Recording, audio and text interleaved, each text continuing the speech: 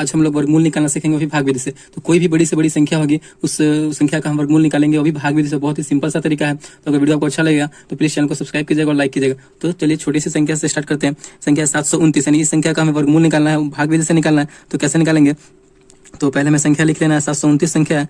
फिर क्या करना है, इस तरीके से कर लेना है।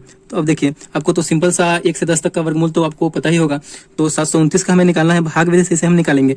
तो देखिए 729 है, अगर हम संख्या ये लिख रहे हैं तो हमें क्या करना होगा, दाहिनी ओर से, अपनी जो दाहिना साइड है उस तरीके से, उससे हमें 2-2 अंक का पेयर बनाना है, यानी 2-2 अंक का जोड़ा बनाना है दाहिनी ओर से। तो दाहिनी ओर से यहाँ पे तो 2 अंक का जोड़ा बन गया, और इधर 1 अंक बच रहा है तो 1 अंक का जोड़ा बचेगा। जो बचेगा वो सिंपल सा हो जाएगा। हमें दाहिनी ओर से 2 अंक का जोड़ा बना लेना है, तो 2 अंक का जोड़ा यहाँ बना लिए, और इधर 1 अंक बच गया तो 1 अंक का जोड़ा ये बन गया। अब हमें क्या करना है, अब हमें इसका वर्गमूल निकालना है। तो 729 है, तो हमें एक स्टार्टिंग में जो है 7 बच रहा है, तो हम कौन सी संख्या से गुना करेंगे तो हमारा 7 आ जाए या फिर उससे कम आ जाए, लेकिन ज्यादा नहीं होना चाहिए, ठीक। तो 7 यानी हम 2 से करते हैं तो 2 दूना 4 हो रहा है। अगर 3 से करते हैं तो 3 तिहाई 9 हो जा रहा है, यानी 3 से नहीं होगा क्योंकि ज्यादा हो जा रहा है। तो 2 से ही हम लगाएंगे। तो 2 से लगाएं तो 2 दूना 4, और जो आंसर वाला है वो इस साइड में लिखाएगा। तो 2 दूना 4, और जो संख्या से हम लिखे हैं उसके नीचे फिर एक और हम संख्या लिखेंगे, क्योंकि इसी संख्या से गुना करेंगे। 2 दूना 4 हुआ, तो यहाँ पे क्या करेंगे, 4 लिख देंगे, ठीक। अब हमें क्या करना है, अब हमें इस संख्या को घटाना है। तो 7 में से 4 जाएगा तो कितना बचेगा, 3 बचेगा। अब देखिए 3 बचा, और यहाँ पे फिर उसके बाद क्या संख्या, 2 अंक का जोड़ा बना हुआ है, तो 2 संख्या को लेंगे।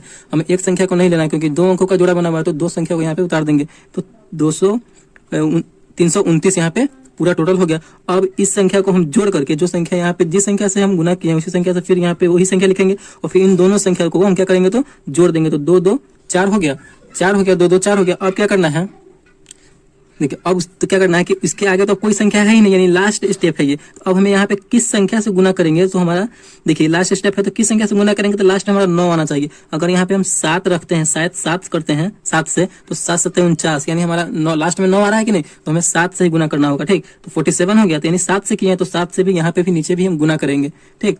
तो 7 से भी गुना करेंगे तो कितना हो जाएगा, 7-7-49 का 9, और हासिल कितना हुआ, 2 हुआ। सॉरी, हासिल जो हो गया 4 हो गया, और 7 चौक 28, 28 4 32, तो यहाँ पे 32 हो गया। अब देखिए पूरा ये क्या हो गया, तो कट गया। 9 में से 9 गया 0, 2 में से 2 गया 0, 3 में से 3 गया 0, यानी कितना से गुना किया है, 7 से। तो आंसर वाले हम एरिया में, यानी आंसर वाले एरिया में 7 लिखेंगे। तो यही हमारा क्या हो गया, आंसर हो गया। यानी 729 का जो है वर्गमूल कितना हो गया, तो 27 हो गया, ठीक। 729 का जो वर्गमूल है वो 27 हो गया, यही हमारा आंसर हो गया। इस प्रकार आप जो है, बहुत ही सिंपल सा तरीका है वर्गमूल निकालने का भाग विधि से। ये तो छोटा सा अंक था, छोटा सा संख्या था। चलिए कोई बड़ा संख्या ले लेते हैं और उसका वर्गमूल निकाल के देखते हैं।